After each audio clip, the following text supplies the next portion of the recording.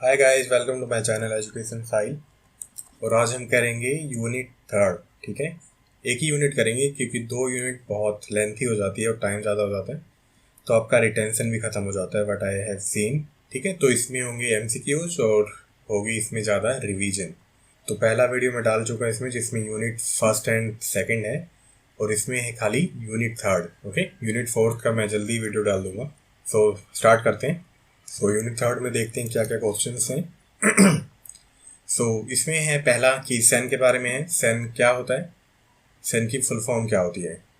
Special educator needed, special educational needs, या special educational norms, या special education nation. तो सेन का मतलब क्या होता है? इसका मतलब होता है स्पेशल एजुकेशनल नीड्स। ठीक है, जिन बच्चों को स्पेशल एजुकेशनल नीड्स की ज़रूरत होती है उन्हें कहते हैं सेन लर्नर्स। ठीक है, इसका राइट आंसर है ये बी। सो यहाँ पे देखते हैं डब्ल्यू एम क्रिक्सैंक ने क्या कहा है कि ए सेन learner who deviates physically, intellectually and socially so marked by the normal growth and development that he cannot be benefited from regular classroom। ठीक है, कि नॉर्मल ग्रोथ से थोड़ा डेविएट हो गया है फिजिकल, इंटेलेक्चुअली एंड सोशली, और जो नॉर्मल करिकुलम है उसके लिए हेल्पफुल नहीं है, and need special treatment in school. ठीक है, मतलब उसे स्पेशल ट्रीटमेंट देनी पड़ेगी या मॉडिफिकेशंस करनी पड़ेंगी स्कूल्स के एनवायरनमेंट के बारे में। तो ये डेफिनेशंस से भी आ सकते हैं क्वेश्चन, ये पर्टिकुलर डेफिनेशन दे दी और पूछा किसने ये चीज़ कही थी। चलो, कर्क ने क्या कहा था? कर्क ने कहा था कि ए सेन learner is who deviates from the normal average children in mental, physical and social characteristic to such an extent that he requires in modifications of school practices or special educational services or supplementary instruction in order to develop to his maximum capacity। ठीक है, कि मतलब जिनमें mental, physical and social characteristic से वो डाइवेट हो गए normal average children से, और वो इतनी ज़्यादा डेविएशन आ गई कि उनको मॉडिफिकेशंस की ज़रूरत है स्कूल प्रैक्टिस में, या स्पेशल एजुकेशनल सर्विस चाहिए, या सप्लीमेंट्री इंस्ट्रक्शंस चाहिए। ठीक है, ताकि उनकी मैक्सिमम कैपेसिटी, पोटेंशियल को इंक्रीज किया जा सके। क्लियर है? ये डेफिनेशंस आ सकती हैं। चलो, SEN learners can be divided into following categories. कौन कौन से हो सकते हैं SEN learners? Visually impaired children हो सकते हैं, हेयरिंग इम्पेयर्ड चिल्ड्रन हो सकते हैं, स्पीच इम्पेयर्ड चिल्ड्रन हो सकते हैं, ऑर्थोपैडिक इम्पेयर्ड चिल्ड्रन हो सकते हैं, इंटेलेक्चुअली इम्पेयर्ड चिल्ड्रन हो सकते हैं, लर्निंग इम्पेयर्ड चिल्ड्रन हो सकते हैं जिनमें हो डिस्ग्राफिया, डिस्कैल्कुलिया, डिसलेक्सिया। ठीक है, मल्टीपल डिसेबल्ड चिल्ड्रन हो सकते हैं। तो ये हो सकते हैं सैन लर्नर्स। ओके, क्लियर है? चलो, डाइवर्स नीड्स क्या है सैन लर्नर्स की? फिजिकल एंड साइकोलॉजिकल नीड है, कि हो सकता है उन्हें फिजिकली हेल्प करना पड़े और साइकोलॉजिकली भी हेल्प करना पड़े, मतलब उन्हें मनोवैज्ञानिक तौर पे उनकी हेल्प करनी पड़े। एजुकेशनल नीड्स हो सकती हैं बहुत सारी, इंफ्रास्ट्रक्चर हो सकता है, टेबल हो सकते हैं, करिकुलम मॉडिफिकेशंस हो सकती हैं। सोशल नीड्स हो सकती हैं क्योंकि उन्हें एक हेल्पफुल एनवायरनमेंट भी चाहिए। इमोशनल नीड्स हो सकती हैं, मतलब ये साइकोलॉजिकल नीड्स में ही आ गया, क्योंकि हो सकता है वो डीमोटिवेट हो जाए जल्दी, क्योंकि जब हम कोई चीज़ नहीं कर पाते हैं तो डीमोटिवेशन तो बहुत बहुत जल्दी ही आ जाता है। तो ऐसे केस में क्या है, ऐसे बच्चों की हेल्प करनी होगी और उन्हें time to time psychological counselling करनी होगी। ठीक है, मतलब उनकी साइकोलॉजिकल काउंसलिंग करानी होगी। वोकेशनल नीड्स, वोकेशनल नीड्स को तो सबसे ज़्यादा महत्व दिया जाता है ताकि ऐसे बच्चे खुद काम करके कमा सकें और अच्छे जॉब कर सकें। ठीक है, तो जिसके पास जैसे स्किल्स हैं और जिसके पास उतनी फिजिकली या वो मेंटली इतने बैकवर्ड नहीं है, ओके, तो इस केस में क्या है, वोकेशनल पे सबसे ज़्यादा ध्यान दिया जाता है ताकि एजुकेशन के बाद उनकी आराम से जॉब लग जाए। ठीक है, चलो, देन है what should be educational implications for blind और टोटली विजुअली इम्पेयर्ड इंडिविजुअल्स। क्या क्या एजुकेशनल इम्प्लीकेशंस हो सकती हैं? बेसिकली ये एजुकेशनल इम्प्लीकेशन सभी में सेम है, बस उसमें पॉइंट्स अलग हो गए हैं। ओके, सो इसमें क्या है, एडमिनिस्ट्रेटिव अरेंजमेंट कर सकते हैं, teaching aids and materials, teaching through auditory materials, या ये सभी मेथड्स हैं एजुकेशनल इम्प्लीकेशंस के। तो ये इसमें क्या है, ये सभी मेथड्स हैं एजुकेशनल इम्प्लीकेशंस के। ठीक है, इसका आंसर है डी। पढ़ते हैं हम इसके बारे में। चलो, सो ये है एजुकेशन ऑफ ब्लाइंड और टोटली विजुअली इम्पेयर्ड चिल्ड्रन। पहले है टीचिंग मटेरियल रिक्वायर्ड, कि टेप रिकॉर्डर की ज़रूरत होगी क्योंकि उन्हें दिखाई नहीं देता और बहुत ज़्यादा ब्रेल भी प्रोवाइड नहीं की जा सकती क्योंकि वो हैवी हो जाता है, तो इसलिए उनको हेडफोन के जरिए कोई भी चीज़ समझाई जा सकती है, ठीक है। ब्रेलर होता है टाइपराइटर की तरह, टाइपराइटर पे जैसे हम अक्सर प्रिंट करते हैं ना, तो वैसे ब्रेलर होता है जो विजुअली इम्पेयर्ड बच्चे हैं वो उनको यूज करके कुछ भी लिख सकते हैं, ठीक है। लेकिन ब्रेलर भी सिखाना पड़ता है प्रॉपर वे में, जैसा कि आप इसमें देख सकते हो, इसे कहते हैं ब्रेलर। देन है एम्बोस्ड एंड रिलीफ मैप। ये क्या होते हैं? एम्बोस्ड होते हैं, मतलब उन पे जो ब्रेल डॉट्स हैं वो लगी होती हैं ताकि वो उनको एक आइडिया लग जाए कि पर्टिकुलर एरिया में कैसी बिल्डिंग्स हैं, कहाँ पे रोड है, कहाँ पे रेड लाइट है, या पूरे शहर का मैप भी इनको दिखाया जा सकता है, ठीक है। और मैप में क्या है, बिल्डिंग्स पे डॉट होती हैं तो समझ जाते हैं कि कहाँ पे कोई बिल्डिंग है, कहाँ पे रोड है। क्लियर, मतलब उनको समझाने में हेल्प होती है मैप के जरिए। नहीं कहते हैं रिलीफ मैप या एम्बोस्ड मैप। समझ गए आप? जैसे आप इस फिगर में देख सकते हो, इनमें पर्टिकुलर डॉट्स हैं तो बिल्डिंग का पता चल जाएगा कि कहाँ पे कौन सी बिल्डिंग है। ग्राफ्स के जरिए सिखाया जा सकता है, वो भी क्या होंगी? एम्बोस्ड होंगी। गाइड डॉग्स की मदद ली जा सकती है जो कि बच्चों को हेल्प करेगी। टाइपराइटर्स यूज हो सकते हैं टीचर्स के द्वारा, सॉफ्टवेयर्स यूज हो सकते हैं टीचर के द्वारा ताकि टीचिंग को बहुत अच्छा किया जा सके। एडमिनिस्ट्रेटिव अरेंजमेंट क्या हो सकती है कि फुली कवर्ड इलेक्ट्रिक अप्लायंसेस, बिल्कुल ये सबसे ज़रूरी है, कोई भी तार खुला ना हो। स्पेशल प्लेग्राउंड होगी जहाँ पे कोई भी ऐसी चीज़ नहीं होगी जिससे कि चोट लग सके, जैसे नॉर्मल पार्क में हम देखते हैं कि कहीं पे ईंट पड़ी रहती है, कहीं पे टैप होता है, तो ये सभी चीज़ें नहीं होनी चाहिए, ओके। प्लेन लॉन होंगे, फ्लोर्स भी बिल्कुल प्लेन होगी। टीचर्स एक्सपर्ट इन ब्रेल, कि जिनको मतलब ब्रेल में बहुत अच्छा एक्सपीरियंस है, टीचर्स वो होंगी। टीचिंग एड्स का भी यूज किया जाएगा बहुत अच्छे तरीके से। चलो, developing reading and writing skill, तो इसमें सबसे ज़रूरी क्या है या सबसे इम्पॉर्टेंट चीज़ इसमें है ब्रेल, ठीक है। ब्रेल ही सबसे अच्छी है रीडिंग और राइटिंग के लिए। ब्रेल का आविष्कार किसने किया था? लुइस ब्रेल ने किया था। तो ये क्वेश्चन भी आ सकता है, ये बहुत सिंपल है यार, क्योंकि सरनेम से ही पता चल जाएगा किसने किया था। तो ये फ्रांस के थे। 1824 में इन्होंने ब्रेल लिपि का आविष्कार किया था। क्योंकि ये खुद भी ब्लाइंड थे, ये जब छोटे थे तो इनको चोट लग गई थी और इनकी आंखों की रोशनी चली गई थी, लेकिन इन्होंने फिर भी खुद पढ़ाई करी और ब्रेल का आविष्कार किया, जो कि बहुत बड़ा बोन है, बहुत बड़ा आशीर्वाद है सभी विजुअली इम्पेयर्ड बच्चों के लिए। चलो, 1902 में क्या हुआ, ब्रिटिश ने इसे मॉडिफाई किया, ओके, और एक स्टैंडर्ड ब्रेल आ गया राइटिंग और टीचिंग के लिए। देन 1950 में यूनेस्को ने अडेप्ट किया और सभी लैंग्वेज में ब्रेल को पब्लिश किया गया कि मतलब पर्टिकुलर ब्रेल में एक पर्टिकुलर अल्फ़ाबेट का मतलब क्या होगा। क्लियर है? चलो, मैथ कैसे पढ़ाया जाएगा? प्राइमरी स्टेज पे क्या होगा, मेंटल मैथमेटिक्स यूज होगा या मैथमेटिक्स ओरली पढ़ाया जाएगा, ठीक है। जूनियर लेवल से क्या हो जाएगा, कैलकुलेटेड स्लाइड्स यूज होंगी, रूलर यूज होंगे। प्रोटेक्टर होता है डी, इस तरह से होता है ना, सभी ने आई थिंक यूज किया होगा, तो उसे कहते हैं प्रोटेक्टर। ये सभी यूज हो सकते हैं। बुक्स अवेलेबल होंगी डिफरेंट टॉपिक पे।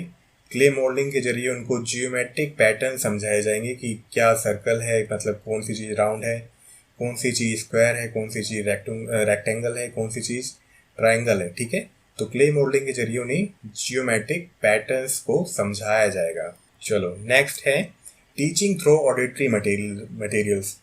क्योंकि देखो विजुअली इम्पेयर्ड हैं तो उनकी हो सकता है दूसरी सेंसेस बहुत अच्छी हों। टेप रिकॉर्डर्स का यूज होगा, सीडी प्लेयर्स का यूज होगा, हेडफोन्स का बहुत अच्छे से यूज होगा, बहुत क्रिस्टल क्लियर आवाज़ में उन्हें इंस्ट्रक्शंस दी जाएंगी, रिकॉर्डिंग की जाएगी 150 वर्ड्स पर मिनट, ताकि बहुत अच्छे से वो सुन सकें और बहुत अच्छे से अंडरस्टैंड कर सकें। क्योंकि ब्रेल में बुक्स क्या होती हैं, बहुत हैवी हो जाती हैं, ठीक है, क्योंकि एम्बोज किया जाता है, डॉट डॉट होती है उस पर, ठीक है, तो बुक्स बहुत हैवी हो जाती है।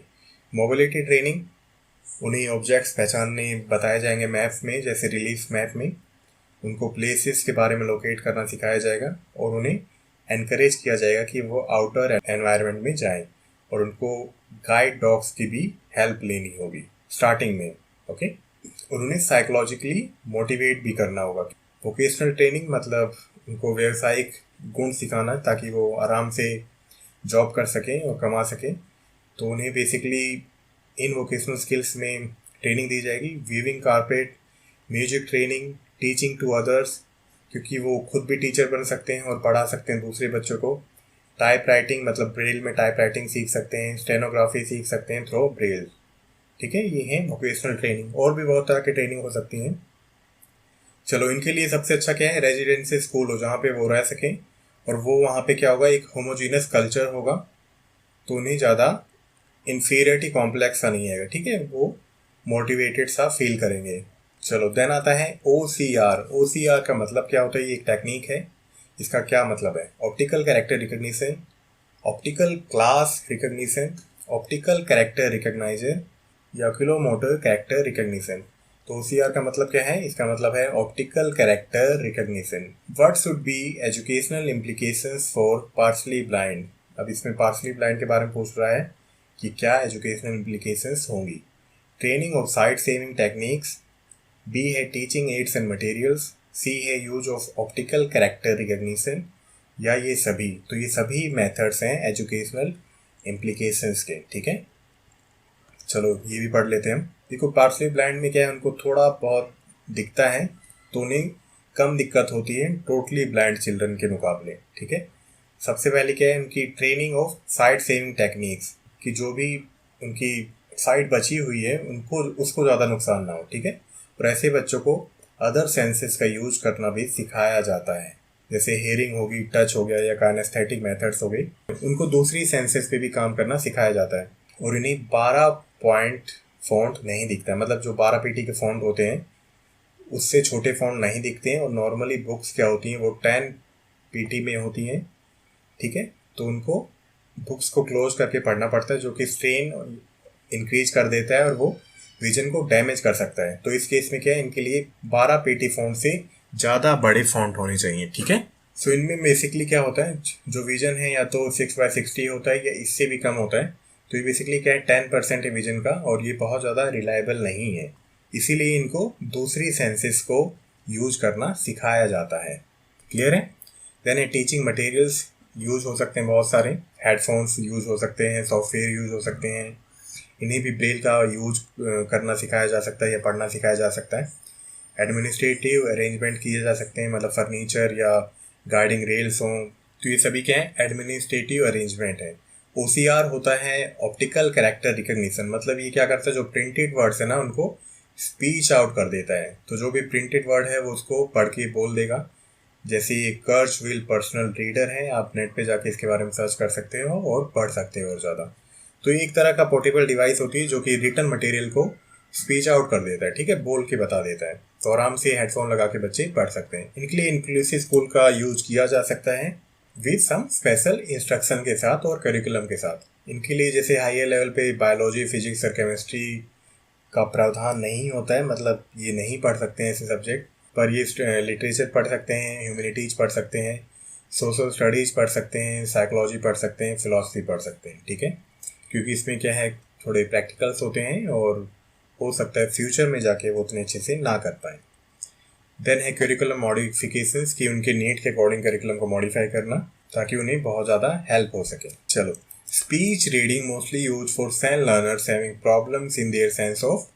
स्पीच रीडिंग किसके लिए यूज होगी, हेयरिंग इम्पेयर्ड इंडिविजुअल्स के लिए, विजुअल इम्पेयर्ड इंडिविजुअल्स के लिए, स्पीच इम्पेयर्ड इंडिविजुअल्स के लिए, या इनमें से कोई भी नहीं। तो स्पीच रीडिंग यूज होगी हेयरिंग इम्पेयर्ड पर्सन्स के लिए। ठीक है, कि ताकि वो स्पीच को या लिप रीडिंग आराम से कर सके, तो उन्हें ये सिखाई जाती है टेक्निक। चलो, इसमें एजुकेशनल प्रोविजंस बता देता हूँ मैं कि यूज ऑफ हेयरिंग एड। अगर हेयरिंग लॉस उतना ज़्यादा नहीं है, मतलब हार्ड ऑफ हेयरिंग है, तो हेयरिंग एड से काम चल सकता है और बच्चे आसानी से कोई भी चीज़ सुन सकते हैं। ठीक है, headphones and speakers can be used, ताकि वो वॉइस को और ज़्यादा एम्पलीफाई कर सके, ताकि जो हेयरिंग इम्पेयर्ड या हार्ड ऑफ हेयरिंग है वो बच्चे वॉइस को सुन सकें टीचर्स की। नर्सरी एजुकेशन, उन्हें स्टार्टिंग से ही ऐसी टेक्निक सिखाना, उन्हें साइन लैंग्वेज सिखाना ताकि उनके लिए बहुत ज़्यादा बेनिफिशियल हो। स्पीच रीडिंग सिखाना, उन्हें लिप रीडिंग सिखाना, एक्सप्रेशंस को अंडरस्टैंड करना, फेशियल मूवमेंट्स को अंडरस्टैंड करना, ये सभी चीज़ें उन्हें सिखाई जाती हैं। ठीक है, ये है स्पीच रीडिंग का पार्ट। इसमें क्या बहुत ज़्यादा प्रैक्टिस और ट्रेनिंग की ज़रूरत होती है। उन्हें जेस्चर्स पढ़ना और फेशियल एक्सप्रेशन पढ़ना और लिप रीडिंग पढ़ना आना चाहिए, और ये बहुत अच्छे से सिखाई जाती है उन्हें स्पेशल एजुकेशन में या इंक्लूसिव एजुकेशन में भी। वोकेशनल ट्रेनिंग सिखाई जाती है उन्हें, जैसे टीचिंग करना, पेंटिंग करना, आर्ट्स में मैकेनिकल एंड टेक्निकल कोर्स सिखाए जा सकते हैं ऐसे बच्चों को। तो ये क्या है, वोकेशनल ट्रेनिंग है। चलो देन है teaching strategies and methods. Role play method के जरिए सिखाया जा सकता है, इलस्ट्रेशन के जरिए सिखाया जा सकता है, पिक्चर्स के जरिए, वीडियोज़ के जरिए, यूज ऑफ फ्लैश कार्ड्स के जरिए उन्हें सिखाया जा सकता है, चार्ट्स के जरिए उन्हें सिखाया जा सकता है, ताकि वो आसानी से देख के समझ सकें कि क्या प्रोसेस हो रही है, कि इसके बारे में पढ़ा जा रहा है। ठीक है। स्पीच थेरेपी बहुत हेल्पफुल है अगर किसी बच्चे को स्पीकिंग प्रॉब्लम है। बेसिकली क्या होता है, जिससे सुनने में दिक्कत है उसे हो सकता है स्पीच में भी दिक्कत हो। ठीक है, तो उससे स्पीच थेरेपी भी दी जा सकती है। हेयरिंग एड्स का यूज किया जा सकता है, साइन लैंग्वेज सिखाई जा सकती है, फिंगर स्पेलिंग टेक्निक्स, ये सभी मेथड्स हैं बहुत हेल्पफुल हैं। तो इसमें बेसिकली ये भी पूछ सकता है कि साइन लैंग्वेज किन को सिखाई जाती है। ठीक है, तो साइन लैंग्वेज किसको सिखाई जाएगी, हेयरिंग इम्पेयर्ड इंडिविजुअल्स को। चलो part time special class placement, इसमें क्या है कि जिनको माइल्ड से मॉडरेट दिक्कत है तो उन्हें रेगुलर स्कूल में पढ़ाया जा सकता है, और वो सेकेंड हाफ क्या है, स्पेशल स्कूल में पढ़ सके, जहाँ पे एक रेगुलर रिसोर्स टीचर हो या रिसोर्स रूम हो, और वो वहाँ पे उनको हेल्प कर सके। ठीक है, जो भी उन्हें रेगुलर स्कूल में प्रॉब्लम्स आई थी। ठीक है, रिसोर्स टीचर क्या होता है, मतलब वो स्पेशल एजुकेटर होता है और उसे प्रॉब्लम्स का पता होता है और वो उसी फील्ड में ट्रेन होता है। चलो प्लेसमेंट इन इंटीग्रेटेड स्कूल, तो इसमें क्या है, जो माइल्ड हेयरिंग इम्पेयर्ड चिल्ड्रन है ना, वही रेगुलर स्कूल में पढ़ सकते हैं, वही इंक्लूसिव स्कूल में पढ़ सकते हैं। अगर बहुत ज़्यादा डिफरेंस है तो बच्चों को फिर स्पेशल एजुकेशन स्पेशल स्कूल में ही पढ़ना होगा। टीचर्स का रोल भी बहुत मायने रखता है, एटीट्यूड उनका, वो किस तरह से टीचिंग एड्स को यूज करते हैं। तो ये सभी मेथड्स हैं एजुकेशनल प्रोविजंस की हेयरिंग इम्पेयर्ड बच्चों के लिए। चलो इसमें क्वेश्चंस कैसे आएगा I don't know, orthopaedically handicapped children के लिए मैं आपको ऐसे ही रिवाइज करा देता हूँ। ये तो ये बच्चे कौन से होते हैं, ये होते हैं जो क्रिपल्स होते हैं। क्रिपल मतलब जो चल ना पाएँ या वॉक ना कर पाएँ। ठीक है, due to some injury, accident या पोलियो। ये लक्ष्मी बुक के अकॉर्डिंग मैं पहले बता दूं तो क्रिपल इन्होंने क्या किया है, 2 कैटेगरीज में डिवाइड किया है। पहला है माइल्ड, जिनको थोड़ी दिक्कत हो, उनको बहुत ज़्यादा दिक्कत ना हो, मतलब वो किसी एड के जरिए, किसी मदद के जरिए चल सकते हैं। ठीक है, सीवियर में क्या है, प्रॉब्लम बहुत ज़्यादा हो सकती है, हो सकता है उन्हें हॉस्पिटलाइजेशन की ज़रूरत हो या घर में ही ऐसी सुविधाएं दी जाएं ताकि वो आराम से पढ़ सकें। हो सकता है उनकी लिम्स ट्विस्टेड हो या टर्न हो, गेट प्रॉब्लम होती है, उन्हें चलने में दिक्कत हो, मतलब सॉलिड सरफेस पे, विदाउट फिंगर्स या उनके टोज ना हो, या किसी के हैंड्स या लेग्स ना हो, या जो उनकी बैक है वो कर्व हो। ठीक है, तो बहुत तरह की दिक्कत हो सकती है और ये दिक्कत बहुत सीवियर हो सकती है। ठीक है, मतलब वो खुद से चलने में सक्षम ना हो। तो इनके लिए एजुकेशनल नीड्स क्या क्या है, लैब बोर्ड हो सकता है जो कि उनकी बुक को पेन को फिक्स कर सके। थिक पेन इसलिए तो हो सकता है वो पतले पेन को अच्छे से यूज ना कर पाए, मसल कोऑर्डिनेशन की दिक्कत हो, या बहुत सारी प्रॉब्लम हो सकती है कुछ बच्चों के लिए। ठीक है, इनको असिस्टिव एड्स की ज़रूरत हो सकती है, जैसे व्हील चेयर, ब्रेसेस की ज़रूरत हो सकती है, हैंड रेल्स होनी चाहिए पूरी बिल्डिंग में ताकि वो आसानी से चल सकें। फर्नीचर एडजस्टेबल होना चाहिए और कंफर्टेबल होना चाहिए ताकि जिस बच्चे की जैसी हाइट हो वो उसके अकॉर्डिंग उसको एडजस्ट कर सके और वहाँ पे बैठ सके। जो डोर होंगे वो भी क्या होंगे, वाइड होंगे, और उनमें सभी में रैम्प की सुविधा होगी। ठीक है, अगर कोई व्हील चेयर पे आता है तो आसानी से वो एंट्री और एग्जिट कर सके। हो सकता है किसी बच्चे को प्रॉब्लम हो कोऑर्डिनेशन में या लिखने में, तो उनको एक्स्ट्रा टाइम दिया जाना चाहिए उनके काम को ख़त्म करने के लिए। 1-to-1 इंस्ट्रक्शन का यूज होगा कि जिसको जो दिक्कत है उसकी दिक्कत को सुना जाए और उसके अकॉर्डिंग काम को दिया जाए, उसको वैसे ही इंस्ट्रक्ट किया जाए। वॉशरूम्स भी क्या होंगे, एडजस्टेबल होंगे, और उनके डोर्स भी क्या होंगे, वो भी वाइड होंगे। रबर मैट्स का यूज होगा ताकि स्लिपरी प्लेसेस ना हो और वो फिसले ना, ठीक है, स्लिप ना करें। ऐसे बच्चों को हमेशा एनकरेज किया जाएगा ताकि वो भी स्कूल एक्टिविटीज में प्रॉपर पार्टिसिपेट कर सकें जैसे सभी बच्चे करते हैं। ठीक है, तो ये सोशल इंक्लूजन को इंक्रीज करेगा। चलो टीचर का रोल क्या है इसमें, encourage to overcome to their problem. Teacher का हमेशा रोल यही भी रहता है कि उन्हें पढ़ाना और हमेशा मोटिवेट करते रहना, एनकरेज करते रहना। पॉजिटिव एटीट्यूड होगा ऐसे बच्चों के लिए क्योंकि टीचर का एटीट्यूड सबसे ज़्यादा मायने रखता है। ये टीचर की ड्यूटी है कि सभी बच्चे अच्छे से कंफर्टेबली क्लासरूम में बैठें और किसी को भी कोई दिक्कत ना हो। अगर कोई दिक्कत है तो वो फिर टीचर की ड्यूटी बनती है कि वो एडमिनिस्ट्रेटर को बताए कि क्या पर्टिकुलर दिक्कत है। टीचर सभी बच्चों को पार्टिसिपेशन करने में एनकरेज करेगा, ताकि जो भी एक्टिविटी हो रही है जैसे पेंटिंग, आर्ट, स्पीच कॉम्पिटिशन या जो भी एक्टिविटी हो रही है सभी में बच्चे पार्टिसिपेट कर सकें। कोऑपरेटिव लर्निंग को बढ़ावा देगा ताकि सभी बच्चे एक दूसरे की हेल्प करें और सभी बच्चे एक दूसरे को मोटिवेट करें और अच्छे से पढ़ाई करें। टीचर की ड्यूटी है कि जो लोकोमोटरी और ऑर्थोपेडिकली इम्पेयर्ड बच्चे हैं उनको एक्स्ट्रा का टाइम दिया जाए अगर किसी बच्चे को पर्टिकुलर लिखने में दिक्कत है तो। और टीचर की ड्यूटी हमेशा क्या है, मोटिवेट करना ताकि एक अच्छे समावेशी क्लासरूम को बढ़ावा मिले। क्लियर है? चलो देन आता है मेंटल रिटार्डेड इंडिविजुअल्स का IQ क्या होता है। चलो मेंटल रिटार्डेड इंडिविजुअल्स का IQ कितने से नीचे हो सकता है, ठीक है? below 70, below 90, below 100 या none of these। तो इसका आंसर क्या है, below 90। चलो मोरॉन्स और फीबल माइंडेड इंडिविजुअल्स का IQ कितना होता है, कितने से नीचे होता है? below 70, below 90, below 50 या इनमें से कोई नहीं। तो मोरॉन्स और फीबल माइंडेड इंडिविजुअल्स का IQ होता है 70 से नीचे। अभी हम पर्टिकुलर रेंज डिस्कस कर लेंगे, ठीक है? तो क्लियर हो जाएगा आपको। चलो इडियट्स का या प्रोफाउंड इंडिविजुअल्स का IQ कितने से नीचे होता है? 70 से नीचे, 90 से नीचे, 100 से नीचे या 25 से नीचे। तो जो इडियट्स होते हैं या प्रोफाउंड होते हैं उनका IQ बिल्कुल कम होता है और ये 25 से नीचे होता है। तो मेंटल रिटार्डेशन क्या है? ये एक इंटेलेक्चुअल फंक्शनिंग डिसऑर्डर है जिसमें इंडिविजुअल में क्या होता है, जो इंटेलिजेंस होता है वो बेलो एवरेज होता है, ठीक है? और उनकी फंक्शनिंग बहुत ज़्यादा डिस्टर्ब हो जाती है। उन्हें कम्युनिकेशन करने में, खुद का ध्यान रखने में कई बच्चों को नहीं पता होता कि उनके लिए सेफ़ चीज़ क्या है और अनसेफ चीज़ क्या है। उनकी एवरी डे एक्टिविटी बहुत ज़्यादा हैम्पर हो जाती है। सोशल स्किल्स उनमें बहुत अच्छे नहीं होते हैं, ठीक है? तो ये 4 तरह की मेंटल रिटार्डेशन है। माइल्ड जिसे कहते हैं बॉर्डर लाइन और डलर्स, इनका IQ होता है 70 to 90। मॉडरेट, मोरॉन्स और फीबल माइंडेड, इनका IQ होता है 50 to 70, ठीक है? देन है सीवियर। सीवियर में आते हैं इम्बिसाइल्स, ये टर्म्स हमेशा याद रखना। इनका IQ होता है 25 to 50। देन है प्रोफाउंड। प्रोफाउंड का IQ सबसे कम होता है, इनका IQ होता है 25 से भी नीचे। इन्हें कहते हैं इडियट्स। क्लियर है? चलो इनकी एजुकेशनल इम्प्लीकेशंस पढ़ लेते हैं। तो बॉर्डर लाइन या डलर्स जिनका IQ होता है 70 to 90, इनके लिए क्या क्या एजुकेशनल इम्प्लीकेशंस है? करिकुलम, इनके लिए बेसिकली करिकुलम में उतने ज़्यादा चेंज नहीं किए जा सकते हैं या नहीं करने होते हैं। ये क्या है, बस स्लो लर्नर है, ठीक है? क्योंकि इनका IQ एवरेज स्टूडेंट से भी कम है। हो सकता है ये एक्टिविटी में अच्छे हों, सब्जेक्ट में उतने अच्छे ना हो, मतलब एकेडमिक्स में उतने अच्छे ना हो। ये नॉर्मली सीखते हैं लेकिन इनको हो सकता है टाइम लगे, तो प्रॉपर री इन्फोर्समेंट दिया जा सकता है, रिवॉर्ड दिया जा सकता है ताकि डिजायर्ड बिहेवियर को हासिल किया जा सके।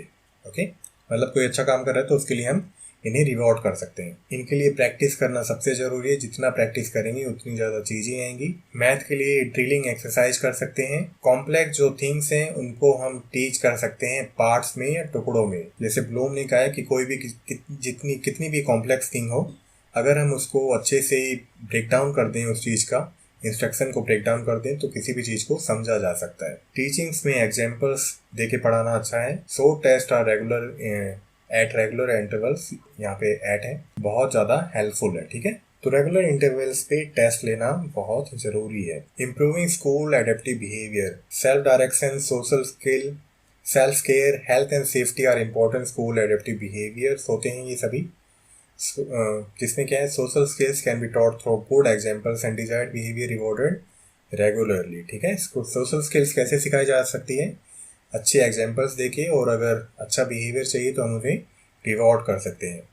उन्हें अपॉर्चुनिटी दी जानी चाहिए ताकि वो अपने फ्रेंड सेलेक्ट कर सकें और जो भी उनके इंटरेस्ट हैं उनको कर सकें या उसमें एंगेज हो सकें। ऐसे बच्चों को वीडियो या मल्टी सेंसर टीचिंग की मदद से समझाया जा सकता है ताकि उनकी सभी सेंसेस यूज हो सकें और उनकी जो ओवरऑल कॉन्सेप्ट को समझने की पावर है वो इंक्रीज हो सके। चलो देन आता है educational implications for morons of feeble minded, ये फीबल है, फीबल नहीं है ये, ठीक है। इनका IQ क्या होता है 50 to 70। इनके लिए स्पेशल स्कूल या करिकुलम की ज़रूरत है क्योंकि इनकी मेंटल ग्रोथ डाइवर्टेड है नॉर्मल चाइल्ड से। और स्पेशल स्कूल के बाद हो सकता है इन्हें रेगुलर स्कूल में पढ़ाया जा सके जहाँ पे प्रॉपर एडमिनिस्ट्रेशन हो, टीचर सपोर्ट हो, मतलब रिसोर्स टीचर है जो कि इनकी हेल्प कर सके। स्किल बेस्ड ट्रेनिंग करवाई जा सकती है, सेंसरी एंड मोटर एबिलिटीज़ को एनहेंस किया जा सकता है। और ये बेसिकली सेंसरी मोटर एबिलिटीज़ में कुछ हद तक सिमिलर होते हैं नॉर्मल चाइल्ड से। इनकी इंटेलेक्चुअल एबिलिटी उतनी अच्छी नहीं होती है, मतलब इनका IQ उतना अच्छा नहीं होता है। सो इनको एक्टिविटी बेस्ड लर्निंग पे ज़्यादा ध्यान दिया जाता है, ठीक है। और इनके लिए जो मैकेनिकल और वोकेशनल एजुकेशन है वो सबसे अच्छा है, मतलब इनको प्रैक्टिकल स्किल्स सिखाई जाए, फिजिकल ट्रेनिंग सिखाई जा सकती है, सोशल एंड एडजस्टमेंट ट्रेनिंग सिखाई जा सकती है ताकि उनकी जो बिहेवियर है वो चेंज हो सके और वो सोशली पार्टिसिपेट कर सकें आसानी से। इसके तहत इनको साइकोलॉजिकल गाइडेंस भी दी जाएगी।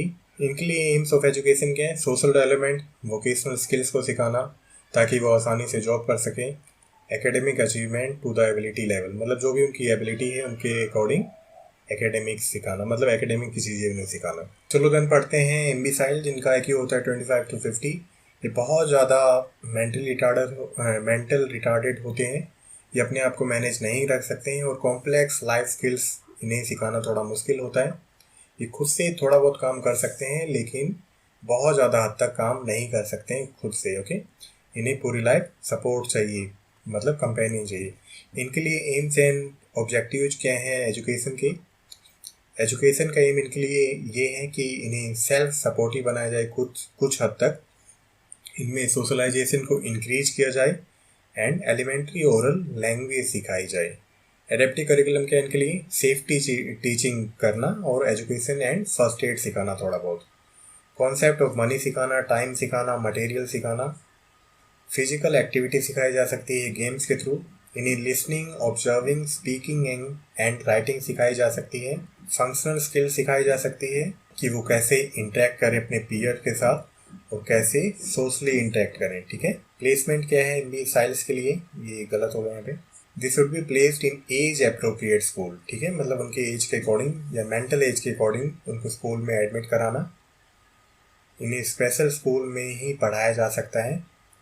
इन्हें सोशल स्किल सिखाई जाएगी, मोबिलिटी ट्रेनिंग सिखाई जाएगी, कम्युनिटी लिविंग सिखाई जाएगी और सेल्फ केयर सिखाई जाएगी। चलो इडियट्स की बात आती है। इडियट्स कौन होते हैं? जिनका IQ होता है 25 से नीचे। ये क्या है? बहुत ही ज़्यादा हद तक मेंटली रिटार्डेड या इंटेलेक्चुअली डिसेबल हैं और इन्हें रेगुलर स्कूल में नहीं पढ़ाया जा सकता है या स्पेशल स्कूल्स में भी नहीं पढ़ाया जा सकता है, ठीक है। इन्हें हम ट्रेन या टीच नहीं कर सकते हैं, ओके। ये क्या है? Totally custodial and dependent case है, मतलब पूरी लाइफ इनको कंपेनियन चाहिए। They normally do not respond two questions and speak very few words with problem, ठीक है, मतलब ये रिस्पॉन्ड नहीं करते हैं क्वेश्चंस पे और बहुत कम वर्ड बोलते हैं, वो भी बहुत प्रॉब्लम के साथ, ठीक है। तो इनके लिए एजुकेशनल इम्प्लीकेशंस कोई भी नहीं, इन्हें घर पे ही केयर करनी होती है इनकी। चलो नेक्स्ट आता है who given the term cerebral palsy. Term is related to describe a group of chronic conditions affecting body movement and muscle coordination which is caused by damage in one or more areas in brain. The damage could be occur at fetus, मतलब जब बच्चा पेट में हो, और infancy level, मतलब जब बच्चा छोटी एज पे हो, ठीक है। and it is lifelong problem। तो ये बात किसने कही थी? वॉल्टर जैकमैन ने कही थी, WHO ने कही थी या American association for mental retardation ने कही थी? तो ये बात कही थी वॉल्टर जैकमैन ने। डेफिनेशंस भी पूछ सकता है कि कौन सी डेफिनेशन किसने दी थी या कही थी। चलो ये इससे रिलेटेड है कि AAC का फुल फॉर्म क्या है? Artificial and alternative communication, assistive and alternative communication, third है assistive and additional communication, fourth है ऑगमेंटिव एंड अल्टरनेटिव कम्युनिकेशन। तो इसका राइट आंसर है D, ओके। इसका मतलब होता है ऑगमेंटिव एंड अल्टरनेटिव कम्युनिकेशन। चलो सेरेब्रल क्या है? सेरेब्रल रिलेट करता है जो हमारे ब्रेन के 2 हेमिस्फीयर्स होते हैं उससे रिलेट करता है। पाल्सी का मतलब होता है मसल्स या बॉडी मूवमेंट से रिलेटेड। तो ये प्रॉब्लम कब आती है? जब हमारी बॉडी में फॉल्टी डेवलपमेंट हो जाता है मोटर न्यूरॉन्स का, जो ब्रेन से सिग्नल लेके जाता है दूसरे बॉडी पार्ट तक, ठीक है। जब वो काम नहीं करता है तो मसल कोऑर्डिनेशन या कंट्रोल बहुत डिस्टर्ब हो जाता है और नॉर्मल बॉडी मूवमेंट करना या पोस्चर को बनाए रखना बहुत टफ हो जाता है, ठीक है। इसे कहते हैं सेरेब्रल पाल्सी। तो वॉल्टर जैकमैन ने कहा था 2004 में कि cerebral palsy term is related to describe a group of chronic conditions affecting body movement and muscle coordination, which is caused by damage in one or more areas in brain. The damage could be occur at fetus or infancy level and it is lifelong problem, ठीक है। ये ठीक नहीं होती है, untreatable है और basically 18 साल से कम एज में ये हो जाती है। सो सेरेब्रल पाल्सी क्या है? एक न्यूरोमस्कुलर डिसऑर्डर है, मतलब न्यूरो से ब्रेन से रिलेटेड और मसल से रिलेटेड, ठीक है। और इसमें क्या है, डैमेज हो जाता है ब्रेन में या तो बिफोर प्रेगनेंसी या आफ्टर बर्थ, मतलब बिफोर बर्थ या आफ्टर बर्थ। चलो, सेरेब्रल पाल्सी के कॉजेस क्या हैं? जेनेटिक प्रॉब्लम कि डीएनए में कोई चेंज आ जाए, इन्फेक्शन हो सकता है प्रेगनेंसी के दौरान जो कि बच्चे की डेवलपमेंट को अफेक्ट करे, ट्रॉमा हो सकता है बर्थ के दौरान, मैटरनल इन्फेक्शन हो सकता है, अगर माँ को कोई इन्फेक्शन है, अगर बच्चा पेट में, तब भी बच्चों को दिक्कत हो सकती है, एक्सपोजर टू रेडिएशंस, जैसे रेडिएशंस होती हैं, एक्सरे, बहुत ज़्यादा एक्सरे करवाना भी हार्मफुल होता है, ठीक है, लेकिन मजबूरी में कई बार करवाना होता है, कोई इंजरी हो जाती है, एक्सीडेंट हो जाता है, लेकिन बहुत ज़्यादा रेडिएशन अफेक्ट करती हैं, चाहे वो यूवी की हो चाहे एक्सरे की हो। ब्रेन इन्फेक्शन हो सकता है किसी भी कारण से, कोई वायरस इन्फेक्शन या बैक्टीरिया जो कि मेनिंजाइटिस या इंसेफेलाइटिस कॉज कर देते हैं, जिससे कि जो ब्रेन की आउटर कवरिंग है वो इन्फेक्ट हो जाती है, ठीक है, और ब्रेन डेवलपमेंट नहीं हो पाता है या जो प्रॉपर कोऑर्डिनेशन है नहीं हो पाता है। वायरल डिजीजेस बहुत होती हैं जो कि इंसेफेलाइटिस कॉज करती हैं और मेनिंजाइटिस कॉज करती हैं। ये सभी इन्फेक्शन क्या हैं? ब्रेन के हैं। ड्रग्स या अल्कोहल माँ के द्वारा लेना, कि जब बच्चा पेट में है, अगर कोई फीमेल ड्रग्स या अल्कोहल लेती है, जैसे इंडिया में तो बहुत कम ही लेती है फीमेल, लेकिन फॉरेन कंट्रीज में बहुत ज़्यादा होता है। तो ड्रग्स क्या कोज कर देता है? ड्रग्स उनकी जो डेवलपमेंट होती है उनको हैम्पर कर सकता है, ठीक है। बहुत सारे ड्रग्स होते हैं जो कि बेबी के लिए, फीटस के लिए बहुत हार्मफुल होते हैं, ठीक है। तो इससे भी सेरेब्रल पाल्सी का केस बढ़ सकता है या और कोई भी मतलब डिसेबिलिटी हो सकती है। ट्यूमर और कैंसर और एनी काइंड ऑफ लेसन या छाला ब्रेन में होना, तो ये हो सकता है या तो बिफोर बर्थ हो या आफ्टर बर्थ भी हो सकता है, ठीक है, जिससे सेरेब्रल पाल्सी हो सकती है बच्चों को। सेरेब्रल पाल्सी से प्रॉब्लम्स क्या है? फिजिकल मूवमेंट में प्रॉब्लम होती है, मतलब चलने में दिक्कत होती है, सिटिंग प्रॉब्लम्स या पोस्चर बनाए रखने में दिक्कत होती है, स्पीच डिफ़िकल्टी, क्योंकि बोलना भी क्या है, एक मोटर फंक्शन है ब्रेन का, कि हमारे ब्रेन से सिग्नल आते हैं कि हमें क्या बोलना है। अगर मोटर न्यूरॉन हमारे काम नहीं कर रहे हैं तो हमें बोलने में भी दिक्कत हो सकती है। इनएबिलिटी टू कंट्रोल मूवमेंट, क्योंकि मोटर न्यूरॉन अच्छे से काम नहीं कर रहे तो कंट्रोल करना टफ हो जाता है। इंटेलेक्चुअल इम्पेयरमेंट, कि ब्रेन अच्छे से समझ ही ना पाए चीज़ों को या अच्छे से इंटरेक्ट या कम्युनिकेट ना कर पाए, मतलब उसमें उनके जो ब्रेन में गतिविधियाँ हो रही हैं वो उतने अच्छे से ना हो, ठीक है, और कोई भी कॉन्सेप्ट समझना टफ हो जाए। कोऑर्डिनेशन की कमी तो हो ही जाती है क्योंकि मोटर न्यूरॉन अच्छे से काम नहीं कर रहे हैं और चलने में, बैलेंस बनाने में और कोई भी प्रॉपर मूवमेंट करने में दिक्कत हो सकती है। ट्रीमर्स आना, ट्रीमर्स मतलब होते हैं झटके या दौरे काइंड ऑफ थिंग, है ना, मतलब हाथ ऐसे हिलते रहते हैं, उन्हें कहते हैं। या इनवॉलंटरी मूवमेंट, मतलब ना चाहते हुए भी कोई मूवमेंट हो जाना। ऐसे बच्चों को हो सकता है सकिंग में दिक्कत हो, swallowing में दिक्कत हो, मतलब खाना खाते टाइम वो निगलने में उन्हें दिक्कत हो। सीजर्स आना, सीजर्स वही दौरे पड़ना, तो ये भी क्या है, मसल कोऑर्डिनेशन के कारण हो सकता है। मसल अच्छे से कोऑर्डिनेट कर नहीं कर रही है तो हो सकता है जिनको बहुत ज़्यादा प्रॉब्लम है उनमें सीजर्स आए, ठीक है, दौरे आए। आई प्रॉब्लम या किसी भी चीज़ पे फोकस करने में दिक्कत हो सकती है। चलो, एजुकेशनल प्रोविजंस क्या हैं सेरेब्रल पाल्सी के? एडमिनिस्ट्रेटिव सपोर्ट क्या है?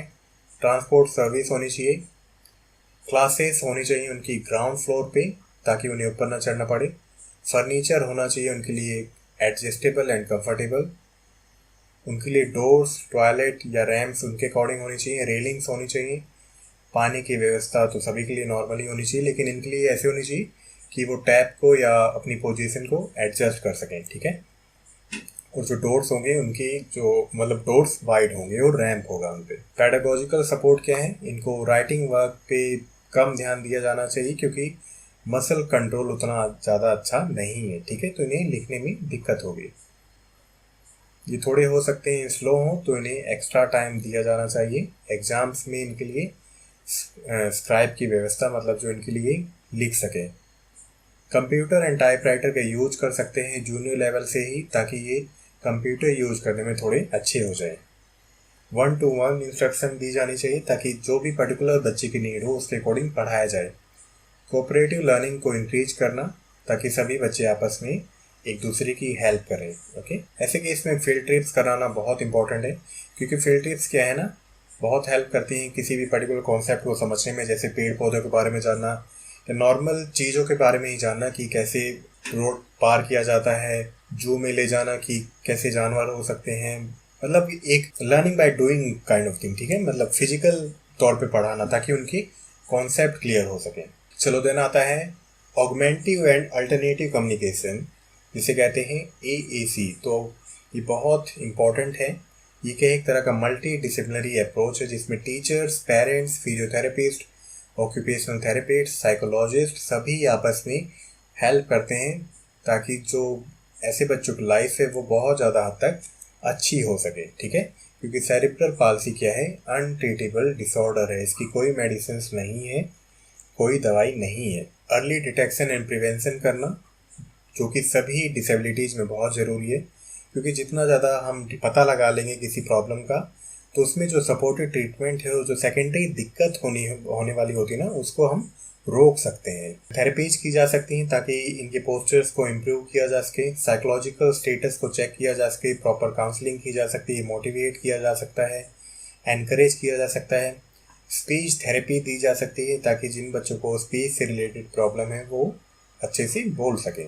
और ये सभी प्रोग्राम क्या है, time to time with research and development और अच्छे किए जा सकते हैं। इसी को कहते हैं ऑगमेंटेटिव एंड अल्टरनेटिव कम्युनिकेशन। ये नई टेक्निक है या नई पढ़ाने का मेथड है जिसमें सभी की हेल्प लेना बहुत ज़रूरी है। आई होप क्लियर है यार। चलो देन है द इंटरेक्टिव प्रोसेस और set of relationship in which the child, their family and school interact in many ways to support the overall development of child, including physical and mental and psychological emotional aspect is called as। ऐसे school को या ऐसे term को क्या कहा जाएगा, ठीक है, कि स्कूल जब तैयार है और टीचर्स भी तैयार हैं सभी तरह की हेल्प देने को, तो इसके लिए पर्टिकुलर टर्म है, इसे इंक्लूसिव स्कूल कहा जाएगा, स्कूल रेडीनेस कहा जाएगा, एक्सक्लूसिव स्कूल कहा जाएगा, या इनमें से कोई भी नहीं। तो इसको कहा जाएगा स्कूल रेडीनेस, कि स्कूल कितना तैयार है, ठीक है, मतलब कितनी ज़्यादा हेल्प कर सकता है, कितना ज़्यादा सपोर्ट कर सकता है उन्हें फिजिकली, मेंटली, साइकोलॉजिकली और उनकी इमोशनल एस्पेक्ट्स पे, ठीक है। ये टॉपिक है 3rd यूनिट पे, ठीक है, बुक से ही पूरी डेफिनेशन है तो इसको याद कर लेना। चलो, what are the factors affecting school readiness, कौन कौन से फैक्टर्स हैं? Family background, class environment, socio economic status of family, या ये सभी। तो ये सभी फैक्टर्स हैं स्कूल रेडीनेस को अफेक्ट करते हैं। चलो, ये हैं फैक्टर्स जो कि स्कूल रेडीनेस को अफेक्ट करते हैं। Family background, classroom environment, socio economic status of family, types of service provided in school, और 5th है चाइल्ड्स हेल्थ। इंक्लूसिव स्कूल की या क्लासरूम की कैरेक्टरिस्टिक क्या है या विशेषता क्या है? Curriculum and instruction, role of teachers, classroom practice, या ये सभी। तो ये सभी विशेषताएं हैं एक इंक्लूसिव क्लासरूम की। चलो, ये सभी हैं विशेषताएं। स्कूल क्लाइमेट अच्छा होना चाहिए, वेलकमिंग एटीट्यूड होना चाहिए, पेरेंट्स इन्वॉल्वमेंट सभी स्टेजेस पे होना चाहिए, करिकुलम एंड इंस्ट्रक्शन 1-to-1 होनी चाहिए और बच्चों की नीड के अकॉर्डिंग होनी चाहिए। टीचर्स का रोल या एटीट्यूड सबसे इम्पोर्टेंट है। क्लासरूम प्रैक्टिस जितनी ज़्यादा अच्छी होगी उतना ज़्यादा समावेशी शिक्षा को बढ़ावा मिलेगा।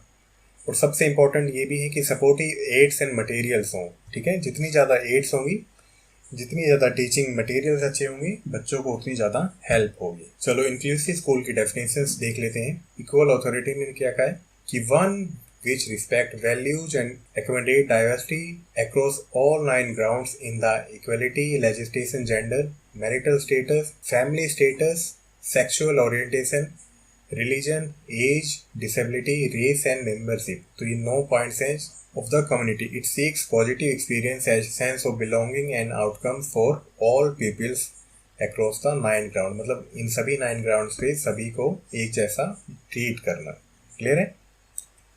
चलो देन है department of education of Victoria state ने क्या कहा कि inclusive school is one that which recognise and respond to the diverse needs of the students, okay, accommodating both different styles and rates of learning and ensuring quality education not all through appropriate curricula, organizational arrangement, teaching strategies, resource use and partnership with the community।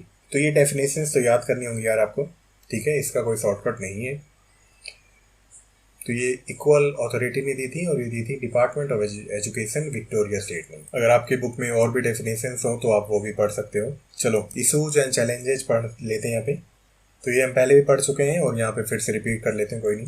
पहला है parents attitude, ठीक है, कई बार parents तैयार नहीं होते अपने बच्चों को भेजने के लिए। देन है acceptance from regular school. Regular school कई बार जिनमें डिफरेंटली एबिलिटी है उनको कई बार एडमिशन के लिए मना कर देते हैं। देन है ट्रांसपोर्ट की फैसिलिटी होना बहुत अच्छे से, इंफ्रास्ट्रक्चर होना ताकि अगर बच्चे पढ़ने आए तो उनको अच्छे से सपोर्ट किया जा सके। और सबसे ज़रूरी या one of the most important point है अटेंशन फ्रॉम टीचर या टीचर्स का एटीट्यूड, ठीक है।